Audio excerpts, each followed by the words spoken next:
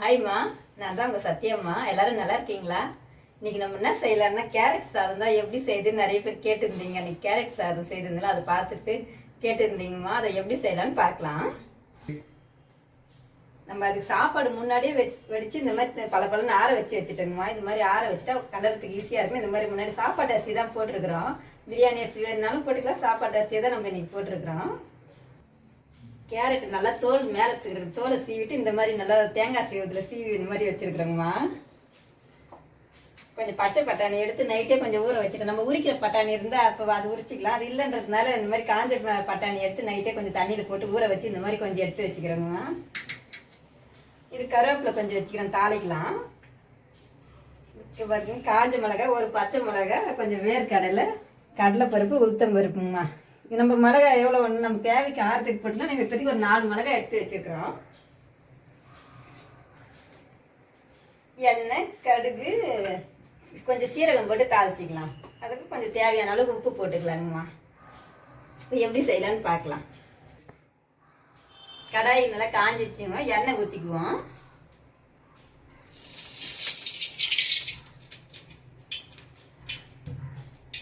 இப்போ கடுகு போட்டுக்கலாம். அது கூடவே கொஞ்சமாக சீரகமும் போட்டுக்கலாங்க. கொஞ்சம் ஜீரணத்துக்கு நல்லா இருக்குது இது ரொம்ப. அதனால சீரகம் கொஞ்சம் போட்டுக்கலாங்கம்மா.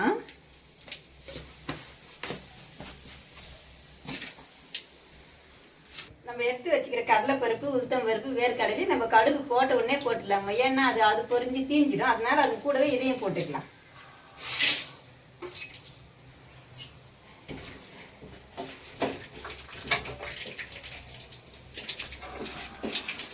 நம்ம மிளகா மட்டும் அப்புறமா போட்டுக்கலாங்க. இது போட்டால் மிளகா அப்புறமா வெடிக்கும். அதனால இது வரைக்கும் போட்டு ஃபஸ்ட்டு வறுத்துக்குவோம்.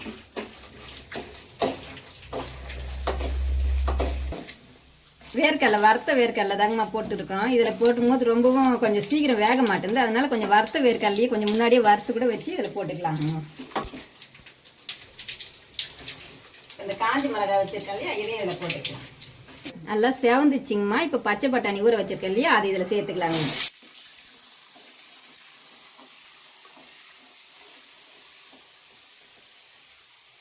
பட்டாணி போட்டு கொஞ்ச நேரத்தில் கேரட்டை போட்டுருங்க. ஏன்னா பட்டாணி அது வெடிக்க ஆரம்பிக்கும். அதனால கொஞ்ச நேரத்துக்கு நம்ம கேரட் இதை போட்டு வதக்கிக்கலாங்கண்ணா.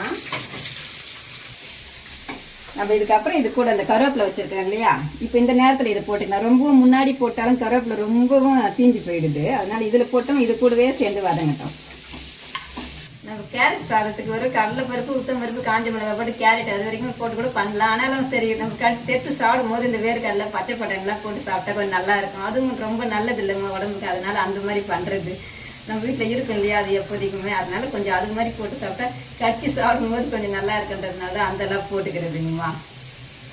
இந்த கேரட் சாதத்துக்கு நம்ம சின்ன தீயிலே வச்சு தாளிக்கும் போது சின்ன தீயிலே வச்சுக்கணும். எனக்கு தீஞ்சு போயிடும். அதெல்லாம் கடலைப்பருப்பு ஊற்றும்போது சீக்கிரம் தீஞ்சு போயிடும். சின்ன தீயிலே வச்சு தாளிச்சிட்டு அதுக்கப்புறம் கொஞ்சம் கொஞ்சமாக தீயை ஏற்றி கேரட் போட்டதுக்கப்புறம் கொஞ்சம் சின்னது பண்ணி கொஞ்சம் பெருசு பண்ணி அந்த மாதிரி பண்ணுங்க. உப்பு நம்ம இன்னும் போடலைங்க. ஏன்னா உப்பு போட்டோம்னா கொஞ்சம் தண்ணி இறங்கும் காயிலிருந்து. அதனால உப்பு கொஞ்சம் பாதி வந்ததுக்கப்புறம் உப்பு போட்டுக்குவோம். இது நல்லா நம்ம கொஞ்சம் தான் எண்ணெய் நிறைய கூட தேவையில்லைங்க. கொஞ்சம் எண்ணெய் ஊற்றினா போதும். கேரட் தானே சீக்கிரம் வெந்துடும்.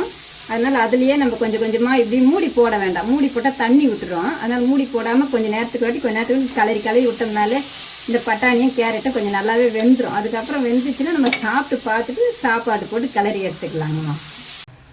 சிலிண்டர் காலி ஆகிட்டுக்குதுங்கம்மா. இங்கே ஃபுல்லாக தான் வச்சுருக்குறோம். அது பார்த்தா இப்படி எரியுது. என்னன்னு பார்த்தா சிலிண்டர் காலி ஆகிட்டுக்குதுங்கம்மா. சிலிண்டர் மாற்றிட்டு அதுக்கப்புறம் செய்யலாங்கம்மா.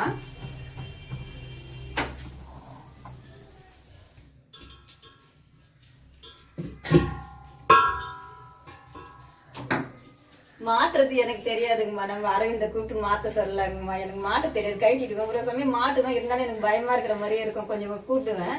அதனால அவங்களே மாட்ட சொல்லலாங்கம்மா. Hi friends.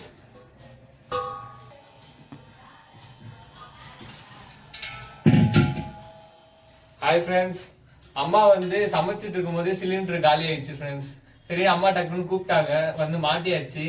வாங்க அடுத்து கேரட் சாதம் அம்மா எப்படி செய்யறாங்கன்னு பார்க்கலாம். சிலிண்டர் பையன் மாட்டிட்டாங்கம்மா. இப்போ பற்ற வைக்கலாம். நான் மாட்டுவேன். எனக்கு என்னமோ பயமா இருக்கிற மாதிரி ஒரு சமயம் அது புஷ்ஷுன்னு சவுண்டு எல்லாம் கேட்கும் போது அதுலேருந்து நான் பயந்துட்டு அவங்க யாராச்சும் மாட்டுற வரைக்கும் பார்த்துன்னு கிடப்பாங்கம்மா. அதனால தான் கூட்டினது மாட்டிட்டோங்கம்மா. நம்ம உப்பு போடலை இல்லையா? இப்போ பார்த்தீங்கன்னா இது முக்கால்வாசி நல்லா வதங்கிடுச்சு. நம்ம இப்போ உப்பு போட்டுக்கலாங்கம்மா. இப்போ உப்பு போட்டோம்னா கரெக்டாக இருக்கும். பார்க்கும் போதே நல்லா தெரியும் இது வதங்கிட்ட மாதிரி. இந்த மாதிரி வதங்கிடுச்சு இதுவே. இப்போ உப்பு போட்டு நம்ம இன்னும் கொஞ்சம் நேரம் நல்லா கலந்துக்கலாங்கம்மா. நம்ம ஏற்கனவே உப்பு போட்டு தான் சாப்பாட்டில் வெடிச்சு வச்சுக்கிறோம். அதனால இப்போ தேவையான திட்டமாக போட்டு அப்புறம் நம்ம சாப்பிட்டு பார்த்து கூட பத்தலைன்னா போட்டுக்கலாம். சிலிண்டர் வேற இன்னைக்கு தான் காலி ஆயிடுச்சுங்கம்மா. இது எத்தனை நாள் கழிச்சு வரும்னு தெரியல. இப்போ சிலிண்டர் வேற கிடைக்க மாட்டேங்குதுன்னு சொல்றாங்க. அதனால இன்னைக்கே நம்ம இப்பவே புக் பண்ணிடலாங்க. இன்னைக்கு பண்ணிட்டோம்னா எத்தனை நாள்ல வருதுன்னு பார்க்கலாம்.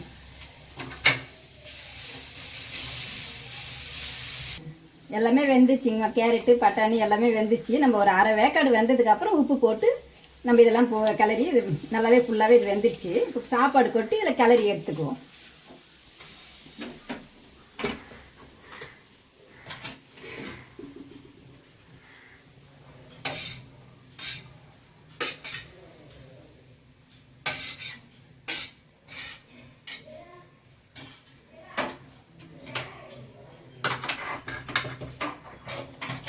கொஞ்சம் கொஞ்சமாக சாப்பாடு போட்டு கிளறுவேன். ஏன்னா நிறையவும் சாப்பாடு போட்டாலும் நல்லா இருக்காது. திட்டம் நல்லா கொஞ்சம் ஓரளவுக்கு கொஞ்சம் கம்மியாகவே சாப்பாடு போட்டு அதுக்கு தகுந்த மாதிரி அதிகமாக வேணால் நம்ம அதிகமான கேரட்டு எல்லா பொருளும் போட்டு அதிகமாக பண்ணிக்கலாம். இப்போ நம்ம கொஞ்சமாக பண்ணுறதால கொஞ்சம் சாப்பாடு போட்டு கிளறிக்கலாங்கம்மா.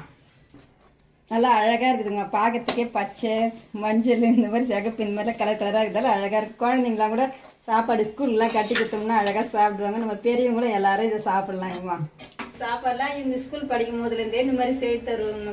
கேரட் சாதம், தக்காளி சாதம், புதினா சாதம், உருளைக்கிழங்கு சாதம்னு ஒன்று சொல்லுவாங்க. அது நானே சரி உருளைக்கிழங்கு இதெல்லாம் முட்டை இது மாதிரிலாம் போட்டு ஒரு சாதம் தான் அடிக்கடி இப்போ கூட உருளைக்கிழங்கு சாதம் பண்ணி தரமா அப்படின்னு சொல்லி கேட்பாங்க. அதனால இது மாதிரி அடிக்கடி குழந்தைங்க அப்போ ஸ்கூல்லாம் படிக்க போகும்போது குழம்பு டப்பாலாம் ஊற்றி கொடுத்தா பேசி சாப்பிட அவங்களுக்கு தெரியாது. இது மாதிரி கலக்கிட்டு இதெல்லாம் கொஞ்சம் சத்து தானே, அதனால இந்த மாதிரிலாம் செய்து கொடுக்குறதுங்கம்மா. அந்த ஞாபகத்துக்கு இப்போவும் அவங்க இந்த சாதம்லாம் கேட்டு நடப்பாங்கம்மா. அந்த சாதம் பண்ணி தருவியா, அப்போ இது பண்ணி தரமா அடிக்கடி கேட்பாங்க. நம்ம அதனால அடிக்கடி இந்த மாதிரிலாம் செய்யறதுங்கம்மா. அவ்வளோதான். அந்த சாதம் இப்போ ரெடி ஆயிடுச்சு. நம்ம உப்பு மட்டும் செக் பண்ணி பார்த்துட்டு பத்தலைன்னா கூட உப்பு போட்டு அதுக்கப்புறம் சாப்பிட ஆரம்பிக்கலாங்கம்மா. கிளறிட்டோம். ஒரு பாத்திரத்தில் இதை அள்ளி வச்சிடலாங்கம்மா.